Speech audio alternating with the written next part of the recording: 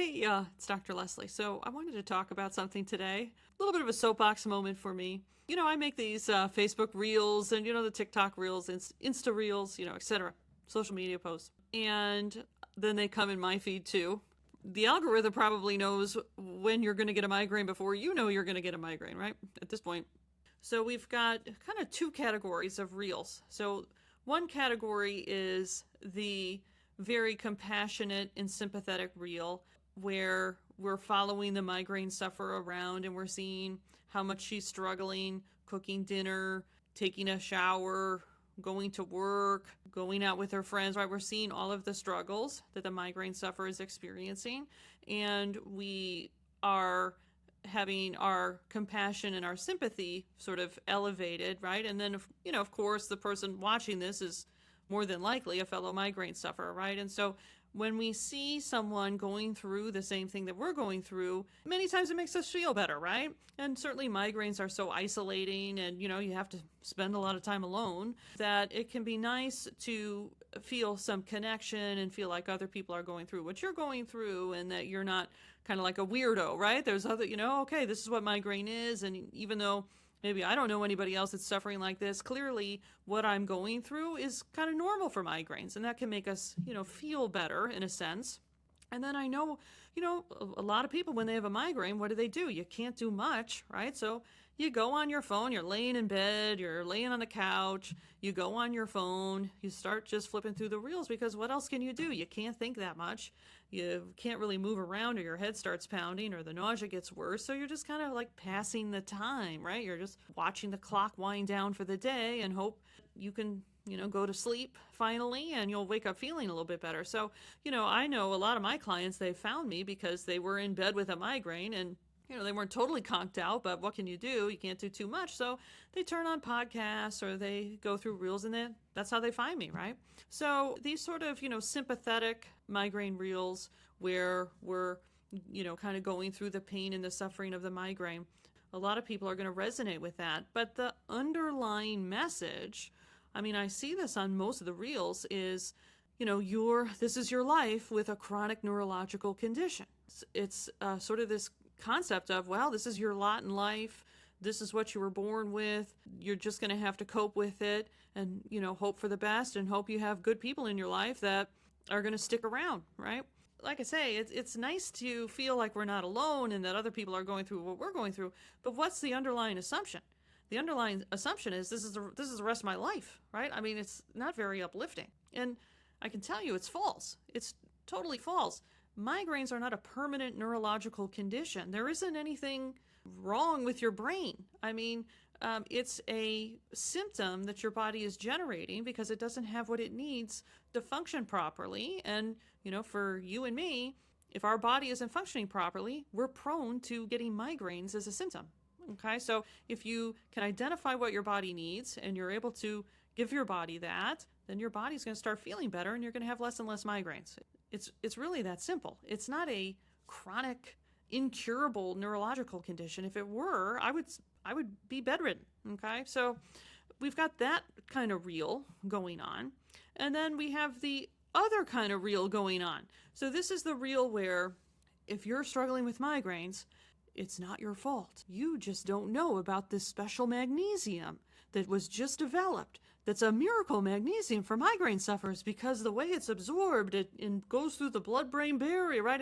It's like all of these product pitches. The folks that are watching the reels that say you've got an incurable neurological condition, the people that say, I don't know, I don't think that's right. I think that there's just something wrong here, and if I could address it, I'd feel better. Well, then those people start getting the reels promoting all of these, miracle migraine supplements because let's be honest, on the one side, we've got the pharmaceutical industry, which is a multi-billion-dollar industry.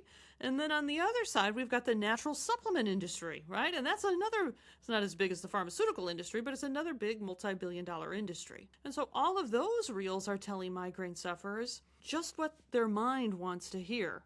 Hey, you know what? There's just this one thing that you haven't tried, and this one thing is going to be the ticket for you. So go ahead and click to buy, $29.99 recurring monthly subscription gets you 10% off, right? So this also is false. you're having the migraines not because of one little thing that's off. So people are being misled on both fronts. Hi there. I want to jump in real quick and tell you about my client Beth.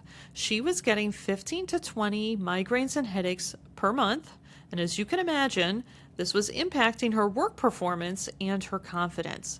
She also has 2 small children, and she was starting to feel like she was a horrible mom because she had nothing left for them at the end of the day.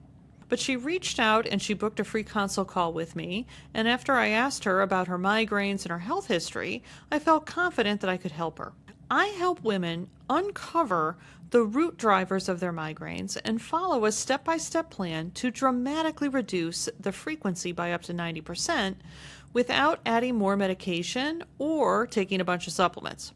So we built her personal migraine map, followed the plan, and now she will get 1 to 2 migraines per year, which she uses ibuprofen to treat if she needs to, versus up to 15 to 20 per month when we first started working together that weren't responding well to any medication.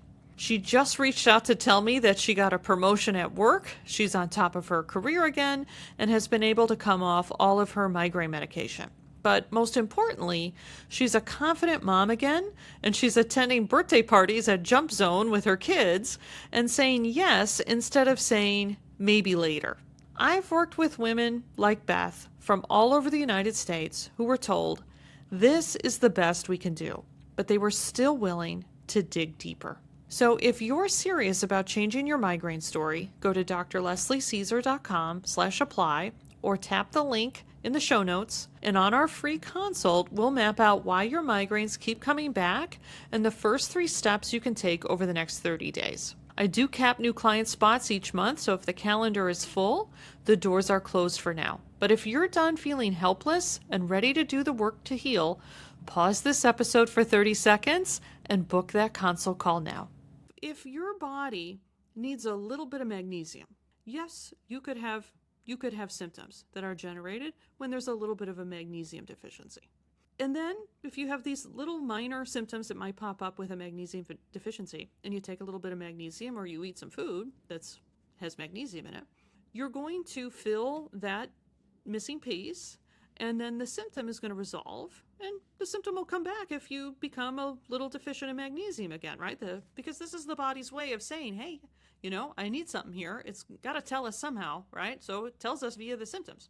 Migraines are not the first symptom that develops. I know that we think that it is. I know when I first started getting migraines, I was like, how'd this happen? Where did this come from, right? It just seemed totally out of the blue because I thought I was totally fine before this, but that wasn't the case. I had tons of symptoms that had been developing and getting worse and so on for at least 10 years, if not more, prior to the migraines coming on. So by the time we have migraines, there are multiple sort of deficiencies or missing pieces or blockers. Migraines are like a second order or a second tier symptom pattern that the body generates, after the early warning symptoms have been sent off, okay? And, I don't want to say ignored because we're not intentionally ignoring them, but just, out of ignorance, we don't know what to do, right? So once all of that has gone on for long enough, then the migraines start. So you're not going to turn something like that around with, CoQ10, B vitamins, the special magnesium that nobody else knew about until 5 minutes ago, right? All of these little things. And this is what I see all these reels for. Now everything's in like a powder or a gummy. We're kind of living in the era of liquid IV and AG1 where everything's a powder that you put in water, right? So now I'm seeing all these reels for like a special powder that's kind of like liquid IV that you put in your water for your migraines. And this is also not going to address the problem, because if it was just a simple nutrient deficiency, you wouldn't have migraines. You'd have much less severe symptoms.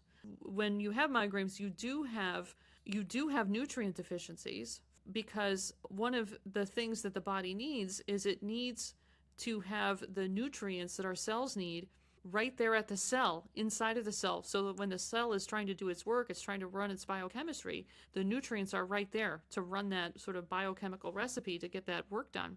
So yes, there's definitely nutrient deficiencies at play with migraines, but we're not talking something that's going to be solved by a capsule. How do we get the nutrient deficiencies in the first place? Like I say, this is not a nutrient deficiency like I went on a really long hike and I used up, a lot of potassium. And so, by the end of the day, I started getting some, potassium deficiency symptoms, muscle cramping and things like that. But I have that because I used up all my potassium on this, 10-hour hike that I did, right? In that situation, it would be appropriate to take a little bit more potassium to resolve the problem. But with migraines, like I say, it's something that has been kind of brewing under the surface for a long time. Other symptoms have been trying to communicate with us that we couldn't, really read the signals. We couldn't decipher the language. And so you're not going to solve the problem just by taking like a nutrient powder or a capsule or something like that. It's more complicated than that, and there are other things going on than just nutrient deficiencies as well. So this type of reel, right? It's like we've got these two camps, right? We got the one camp that this is an incurable neurological disorder and we're going to cope with it as best we can, and we pray that the scientists can rescue us. And then we've got this other track that says, oh, this is going to be real simple. This is just like the one little piece that you're missing. Here's the one thing that you never knew that you need to do.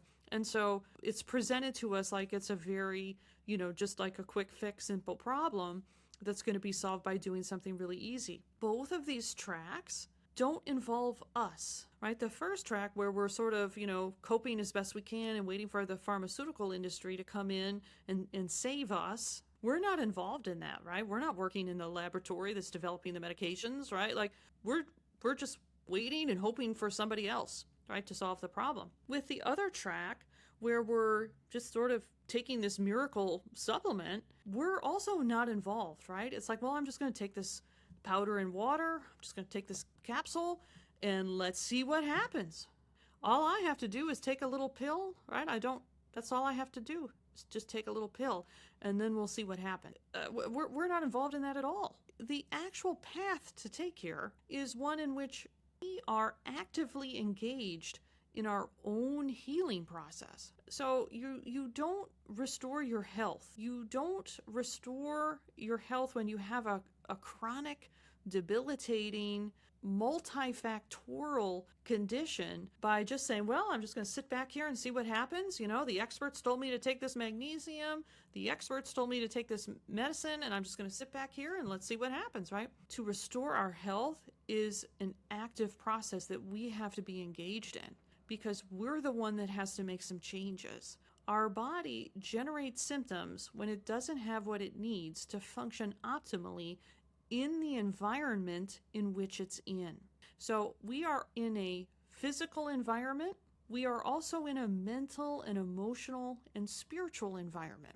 And we have to, when we're not feeling well, we have to change the environment that we're in. We've got an incompatibility between what the body has and the environment that it's in. So we have to change that environment. And that requires us to be actively engaged. Let me give you a few examples. The physical environment that we're in is sort of generated by our culture. And so sometimes people have inadvertently put themselves in a physical environment that's undermining their health.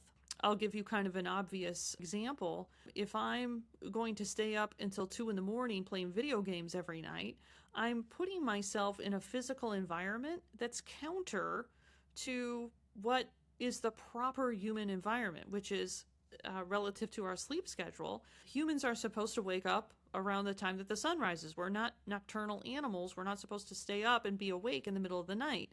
And so if I'm putting myself in a physical environment that's counter to what is a health supporting environment for a human being, I'm going to struggle, okay? My body is going to generate symptoms. Over time, I'm not going to feel well, right? It's one thing to have a nice fun night and stay up late. That's great.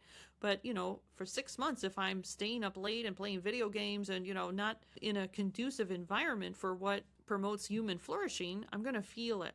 We may be in a mental and emotional environment that is also counter to our flourishing, or that is draining our vitality. Many times there might be a family member that is very critical very negative. Any little thing that happens, that family member is coming in, oh, I can't believe you did that. That was really stupid. Maybe we're in that type of environment. Well, how are we going to cope in that environment? Well, we might start to become hyper critical of ourselves. We might become hyper vigilant. Okay, you know what? I'm going to show him.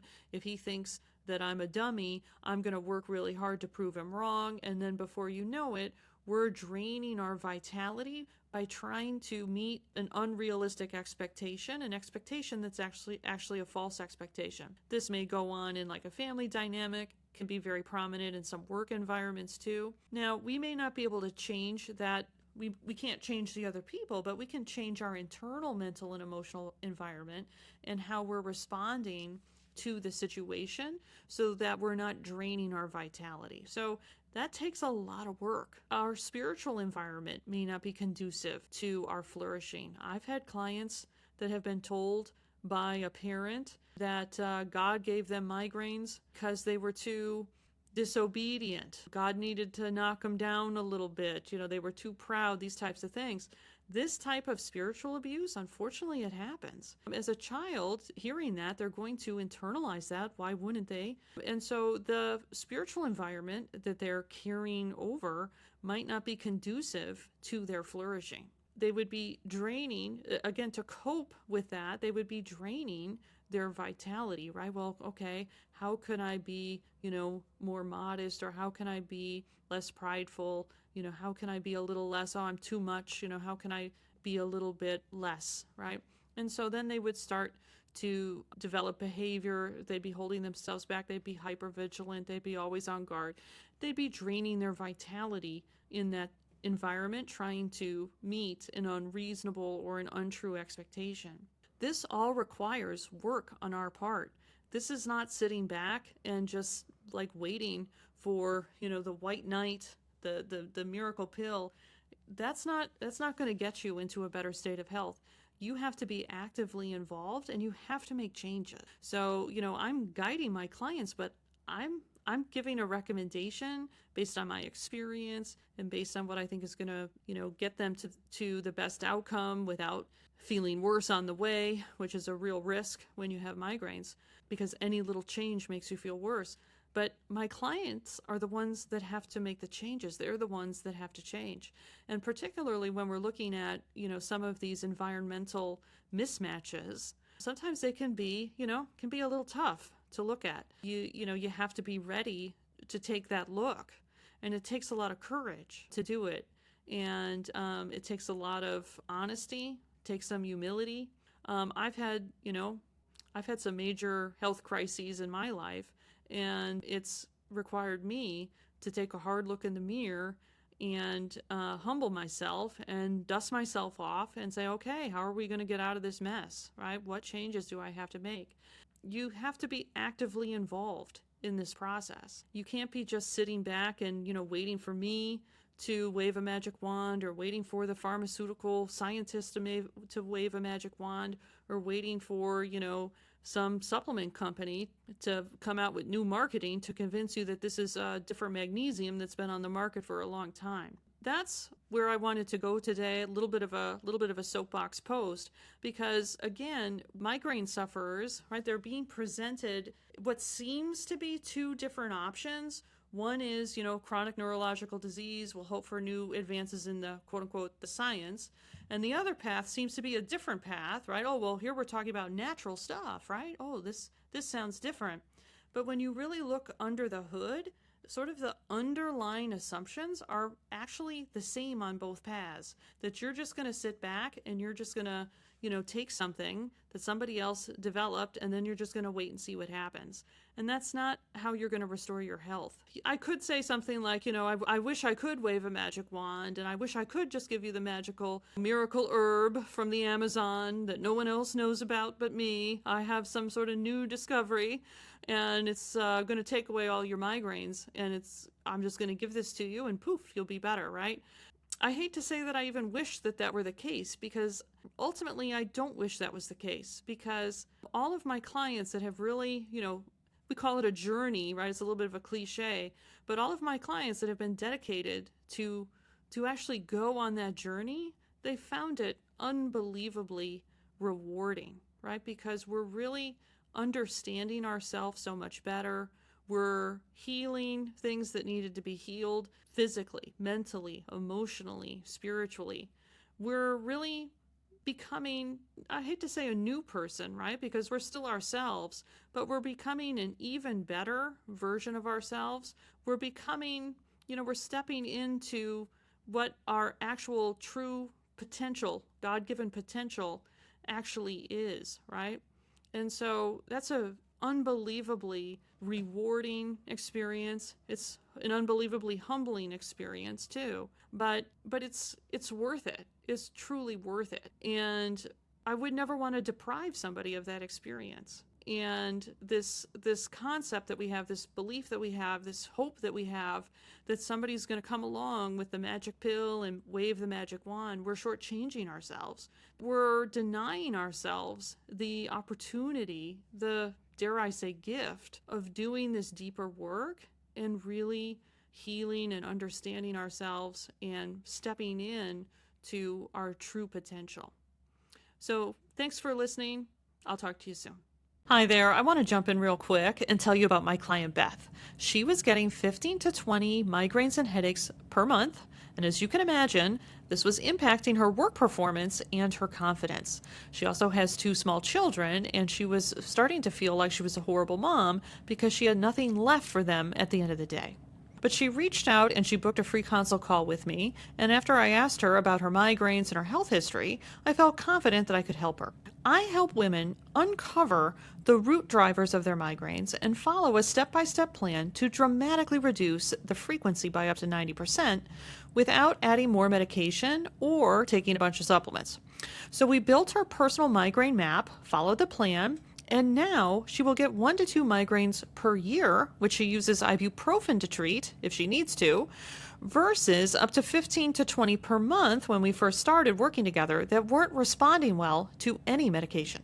She just reached out to tell me that she got a promotion at work, she's on top of her career again, and has been able to come off all of her migraine medication. But most importantly, she's a confident mom again, and she's attending birthday parties at Jump Zone with her kids and saying yes instead of saying maybe later.